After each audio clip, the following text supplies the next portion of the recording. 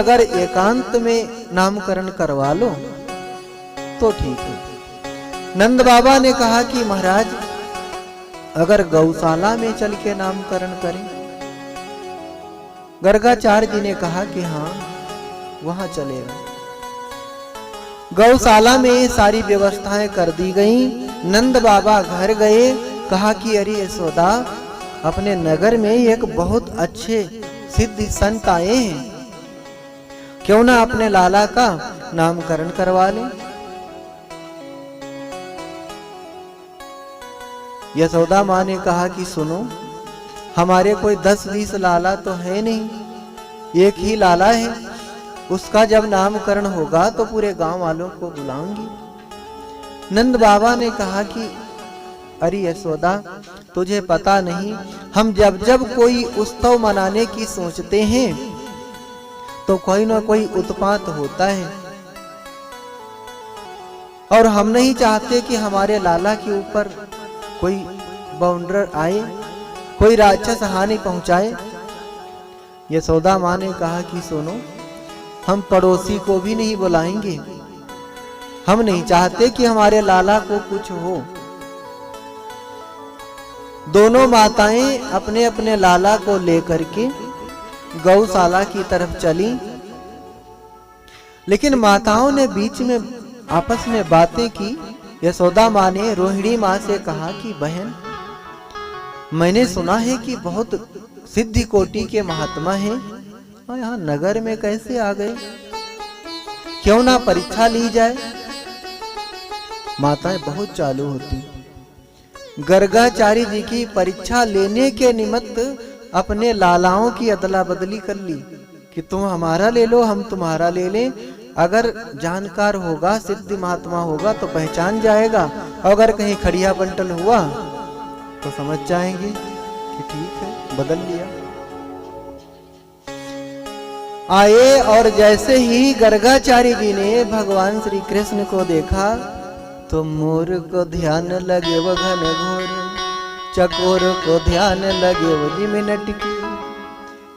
जैसे जब बारिश होती है तो मोर का ध्यान घनघोर पे होता है, जो पनिहारन होती है उसका ध्यान जैसे डोर पे होता है, ऐसे गर्गाचार्य जी ने देखा तो देखते ही रह गए, एक टक निहारते रहे, आंखें खुली की खुली रह गईं। अब माताओं ने सोचा कि शायद आंखें खोल करके देख रहे हैं तो लाला का भविष्य पढ़ रहे होंगे, लेकिन गर्गाचार्य जी तो ध्यान में खो गए। जब बैठे बैठे 1 घंटा हो गया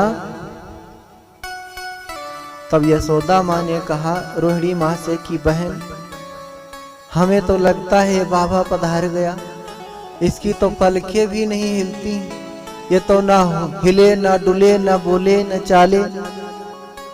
रोहिणी माँ ने कहा कि बहन लगता तो मुझे भी कुछ ऐसा ही है। यशोदा माँ ने कहा कि बाबा तुझे पधारना ही था तो यहाँ क्यों आया, कहीं दूसरी जगह जाके पधार जाता। फिर जोर हाथ पकड़ा गर्गाचार्य जी का और जोर से हलाया कि ओ बाबा। तब गर्गाचार्य जी की आंखें खुली। यशोदा माँ ने कहा कि महाराज ठीक तो हो। गर्गाचार्य जी ने कहा मुझे क्या हो गया। यशोदा माँ ने कहा कि महाराज 1 घंटा भर से बैठे हो, कुछ नामकरण भी सोचा है। गर्गाचार्य जी ने कहा कि हाँ यशोदा, ये जो तुम्हारी गोद में लाला है ये तुम्हारा नहीं है, रोहिणी का है। अयम ही रोहिणी पुत्रो रमयन श्रुह 2 गुणै, रमयन श्रुह 2 गुणै आख्यासिते राम इति बलाधिक्याद बलम विदु। ये तुम्हारा नहीं, ये रोहिणी का पुत्र है। यशोदा माँ ने रोहिणी माता की तरफ देखा कि लगता तो होशियार बाबा है, और ये बलवानों में सबसे श्रेष्ठ रहेगा, इसलिए लोग इसे बलराम कहेंगे। बोल बलराम जी भगवान की जय हो। फिर कन्हैया की तरफ देखा, कहा कि माँ, यशोदा से कहा कि यशोदा बस इसके नामों को तो मत पूछो, इसके नाम तो बहुत हैं। बहुन संत नामानी रूपाणी चाशुत सिते। कहते हैं कि इसके तो बहुत से नाम हैं। राम जी की लीला और श्री राम जी की लीला बहुत मिलती जुलती है। राम जी का भी जब नामकरण हुआ था तो इनके नाम अनेक अनूपा, अनेक अनूपा, मैं नप कहा हूँ सो मति अनुरूपा। और यहाँ गर्गाचार्य जी लिखते हैं कि बहुनि संत नामानि रूपाणि चाशुतस्ते, रूपाणि चाशुतस्ते, गुण कर्मान रूपाणि तान्यहं वेदनो जनः बहुनि संत नामानि। इनके तो नाम बहुत से हैं और हर युग में इनका जन्म होता है। इस बार इनका वर्ण है कृष्ण, तो लोग इन्हें प्यार से कहेंगे श्री कृष्ण।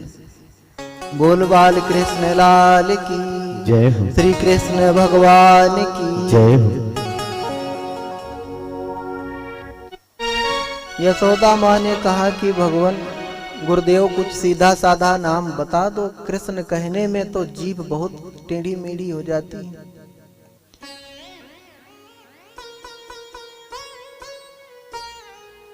गर्गाचार्य जी ने कहा कि यशोदा, ये कृष्ण तो ईमानदारी का नाम है, बाकी तो बहुत सारे नाम होंगे, माखन चोर, चीर चोर आदि आदि। यशोदा माँ ने कहा कि महाराज अब ये ढेर सारे नहीं, हमें तो सीधा साधा नाम ठीक है, मैं तो कनुआ ही कहूंगी। माँ ने कन्हैया का नाम कनुआ रखा और रोहिणी माँ ने बलदाऊ का नाम बलुआ रखा। कनुआ और बलुआ की जोड़ी बनी। गर्गाचार्य जी को दक्षिणा दी और गर्गाचार्य जी ने वो दक्षिणा वही ब्राह्मणों में वितरण की, चले गए। अब कन्हैया की आरंभ होती है बाल लीला। काले ना ब्रजताल पे न गोकुलो राम के सबो, काले न ब्रजताल पे न गोकुले राम के सबो, जानुभ्याम सह पाणिभ्याम रिंगमाणो ब्रजहतु। कन्हैया कभी हाथ में चाकू उठा लेते हैं, गोल गोल घुमाने लगते हैं, कहीं जलती हुई लकड़ी उठा लेते हैं, गोल गोल घुमाने लगते हैं, कहीं आंगन में दौड़ते दौड़ते गिर जाते हैं। ऐसे बाल लीलाएं हो रही हैं। एक दिन तो चंदा मामा के लिए मचल गए कि माँ मुझे तो चंदा मामा चाहिए। माँ ने बहुत समझाया, जब नहीं माने तो एक थाली ला करके रख दी कि देखो इसमें है। कन्हैया उसी में ही खुश हो गए। एक दिन तो कन्हैया कहने लगे, माँ तो दिन रात काम करती रहती है, क्यों ना मेरी शादी करवा दे, सुंदर सी बहू आ जाएगी, तेरी सेवा भी करेगी और घर का सारा काम भी करेगी, तुझे काम नहीं करना पड़ेगा। यशोदा माँ ने देखा तो मुस्कुराई, कहा कि लाला तू पहले बड़ा तो हो जा, फिर मैं तेरा विवाह कराऊंगी। लेकिन कन्हैया ने जिद की, कहा नहीं माँ, मैंने पहले से ही देख रखा है। राधिका गोरी से, बिरज की छोरी से, मैया करा दे मेरो ब्याह। राधिका गोरी से,